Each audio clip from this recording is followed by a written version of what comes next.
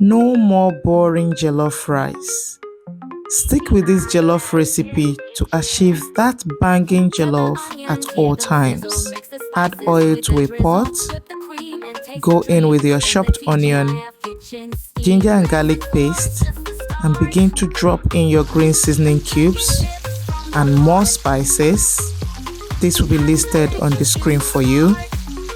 And fry until fragrant. Add in your tomato puree.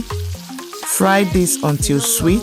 Then go in with your pepper mix and fry for 3 minutes. Add in your washed rice and stir to combine. Now, this is the reason I used little oil at the beginning, because my meat broth has lots of oil and it's well seasoned as well.